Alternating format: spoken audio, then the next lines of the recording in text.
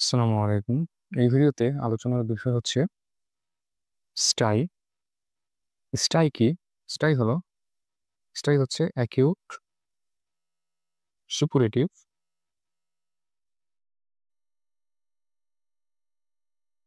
Inflammation of ল্যাশ follicle. ধরে আমাদের যে আইল্যাশ আছে, আইল্যাশের ফলিকলে যে ইনফ্লামেশন হয় এবং সেটা কি হবে সুপুরেটিভ ইনফ্লামেশন। সুপুরেটিভ ইনফ্লামেশন হলে এবং সেটা যদি আইল্যাশে হয়, আইল্যাশের যে ফলিকল সেটাকে আমরা বলি স্টাইল। আমরা এই যে এই ছবিটা দেখতে পাচ্ছি, এইখানে যে একটা বাম্প দেখা যাচ্ছে, এটা কিন্তু হচ্ছে স্টাইল। স্টাই হচ্ছে নর্মালি ইনফেক্টিভ, অর্থাৎ কোনো একটা পজিটিভ অর্গানিজম দিয়ে স্টাই হতে পারে। তাহলে স্টাই হয় হচ্ছে নর্মালি স্টাফাইলোকক্কাস অরিয়াস দিয়ে, এটাই হচ্ছে মোস্ট কমন। এবং যদি আমরা কোন এজে হয়, এজ হচ্ছে ইয়াং এজ, অর্থাৎ mainly common in child and young adult. এই ছবিটা দেখি, এই ছবিটায় এটা হচ্ছে একটা আইল্যাশ এবং আইল্যাশের ফলিকল হচ্ছে এই জায়গা। এই যে ফলিকলের জায়গাটায় যখন এই হেয়ার ফলিকলটা যখন ইনফ্লেমড হয়, তখন এই জায়গাটাতে পাস ফর্মেশন হয় এবং যেহেতু ইনফ্লেমেশন হচ্ছে তাহলে সেখানে কি হবে, পেন হবে। তাহলে আমরা যদি ক্লিনিক্যাল ফিচার্স অফ স্টাই দেখতে যাই, তাহলে আমাদের দেখতে হবে পেশেন্ট কি বলছে, অর্থাৎ সিমটম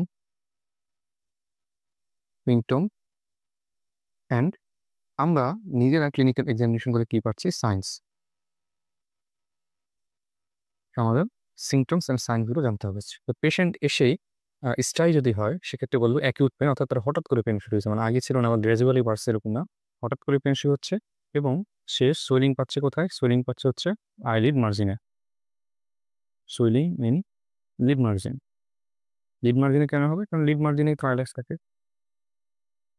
সো লিড মার্জিনে যেহেতু আইল্যাশ থাকে, তো পেইন এবং সোয়েলিংটা তো আইলেডই হবে, কারণ আমাদের এটা হচ্ছে inflammation of the hair follicle. যেহেতু এখানে পাস ফর্মেশন হচ্ছে, তো আইলিডটা ভারী মনে হবে, সো সেন্স অফ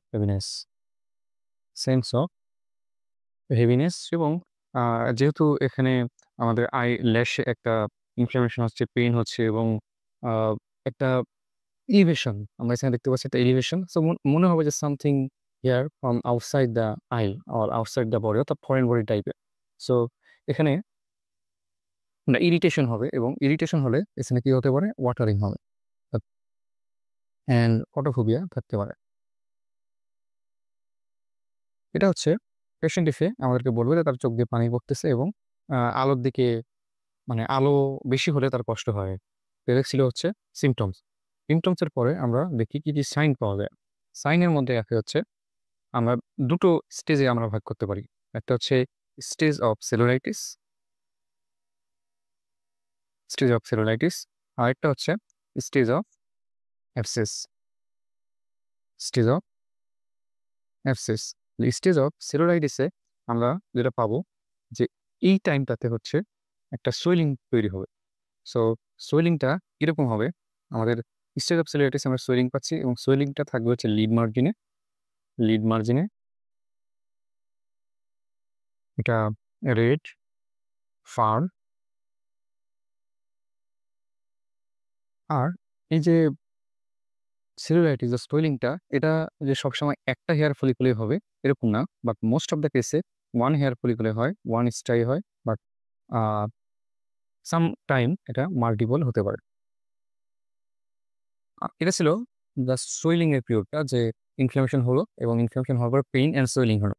এরপরে আমাদের যেহেতু ইনফ্লামেশন হয়েছে, এখানে আমাদের নিউট্রোফিল যাবে, বিভিন্ন ইমিউনোস সেল যাবে। সো সেখানে ধীরে ধীরে কি তৈরি হবে, পাস তৈরি হবে। সো প্রথমে সোয়েলিং হলো, তারপরে আমাদের স্টেজ অফ অ্যাবসেস শুরু হলো। স্টেজ অফ অ্যাবসেসে আমরা কি পাবো, visible pulse, sorry visible pass, actually not pass, visible pass point on the lead margin. So এগুলো যদি আমরা দেখি তাহলে কিন্তু আমরা বুঝে যাবো যে পেশেন্টের কি হয়েছে, পেশেন্টের হচ্ছে স্টাই হয়েছে। এখন স্টাই হচ্ছে খুবই কমন একটা ক্লিনিক্যাল সিনারিও এবং এটার ট্রিটমেন্ট ডায়াগনোসিস করাটাও সহজ, আদার্স কোনো ইনভেস্টিগেশনের সেরকম প্রয়োজন হয় না। আমরা হচ্ছে ডায়াগনোসিস করার পর, ক্লিনিক্যাল ডায়াগনোসিস করার পরে আমরা ডাইরেক্ট ট্রিটমেন্টে চলে যাব। ট্রিটমেন্টে যাওয়ার আগে আমরা পেশেন্টকে কিছু ডুস অর ডোন্টস বলতে পারি, যে তারা কি কি করবে এবং কি কি করবে না। সো এক্ষেত্রে আমরা যেটা বলবো সেটা হচ্ছে যে তারা কন্ট্যাক্ট লেন্স কন্ট্যাক্ট লেন্স ব্যবহার না করে গ্লাস ব্যবহার করবে। অর্থাৎ কারণ যেহেতু আই এখন ইরিটেটেড পজিশনে আছে এবং যে স্টাইটা সেটা ইনফেক্টেড, সেখান থেকে যদি পাস বের হয় এবং সেটা কনজাংটিভাইটিসও করতে পারে এবং লেন্সটাকেও কিন্তু ইনফেক্টেড করতে পারে।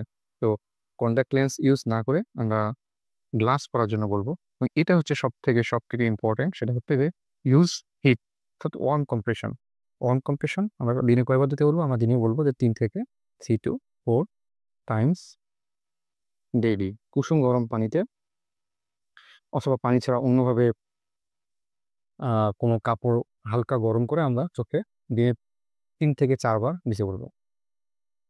এরপরে to prevent secondary infection or for maintaining hygiene আমরা বলবো ফ্রিকুয়েন্টলি হ্যান্ড ওয়াশ করতে এবং স্টাই বারবার টাচ না করতে। যদি টাচ করে তাহলে অবশ্যই সে যেন হ্যান্ড ওয়াশ করে এবং অবশ্যই সে ডাক্তারের কাছে যাবে যদি সেটা লং টাইম পারসিস্ট করে।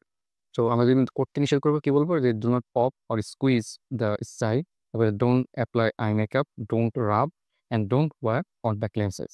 সো এগুলো তো গেল জাস্ট জেনারেল কথাবার্তা। এবার আমরা চলে যাই একটু স্পেসিফিক ট্রিটমেন্টে। স্পেসিফিক ট্রিটমেন্ট হচ্ছে যে যদি এটা অনেক দিন থাকে, অর্থাৎ পারসিস্টেন্ট অ্যান্ড মাল্টি বা মাল্টিপল অ্যান্ড লার্জ, এরকম যদি হয় সেক্ষেত্রে করতে হবে ইভ্যাকুয়েশন করতে হবে। অর্থাৎ যে পাসটা ছিল পাস ইভ্যাকুয়েশন করতে হবে। পাস ইভ্যাকুয়েশন করার জন্য যেটা করতে হয় সেটা হচ্ছে যে আইল্যাশটা ইনফেক্টেড ইনফেক্টেড আইল্যাশটাকে ইনফেক্টেড আইল্যাশটাকে পুলিং আউট করতে হবে, অর্থাৎ তুলে ফেলতে হবে। এই যে কাজটা, এটাকে আমরা বলি এপিলেশন। যদি স্টাইটা থেকে একটা লার্জ অ্যাবসেপ্ট ফর্মেশন করে সেক্ষেত্রে কিন্তু আমাদের সার্জিক্যাল ইনসিশন দেওয়ার আসতে পারে। সো এটা তো গেল যদি বড় হয়ে যায় সেটা। আর আমরা একটু আগেই বলছি যে মেইন ট্রিটমেন্ট হচ্ছে hot compression 3 to 4 times daily. আর হচ্ছে আমরা টপিক্যাল অ্যান্টিবায়োটিক দিব।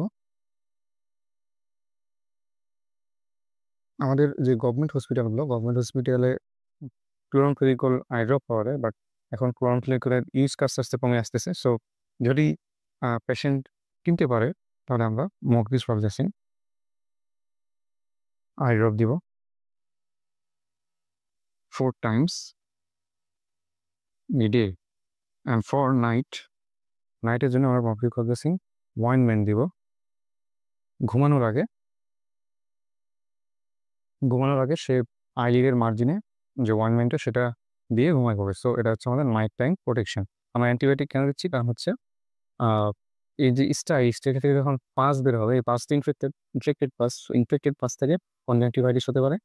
So to prevent secondary infection আমরা হচ্ছে এখানে অ্যান্টিবায়োটিক ড্রপ দেবো ফর প্রোফাইল্যাক্সিস। আর যদি ব্যথা অনেক থাকে আমরা সিস্টেমিক অ্যানালিসিস দিতে পারি। অ্যানালিসিসের মধ্যে সাপোজ আমরা আইবুপ্রোফেন দেওয়া যেতে পারে।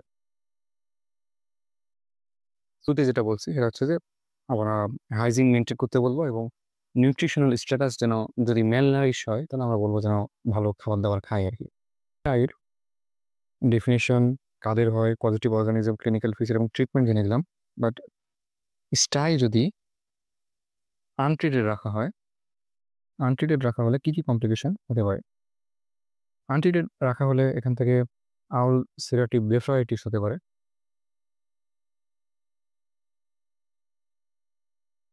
এবার হচ্ছে লিড অ্যাবসেস হতে পারে, টেলোলাইটিস হতে পারে।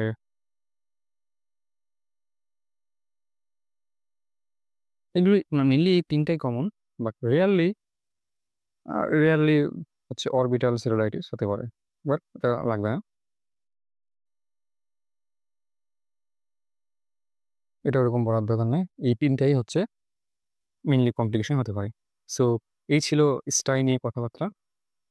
তো আই নিয়ে এরপর আমরা ক্যালাজিয়ন নিয়ে আরেকটা ভিডিও করবো, এবং ক্যালাজিয়নের পরে আমরা ক্যালাজিয়ন এবং স্টাইর মধ্যে কি ডিফারেন্স সেটা আমরা ওই একই ভিডিওতে আলোচনা করবো। সো টিল দেন, আল্লাহ হাফেজ।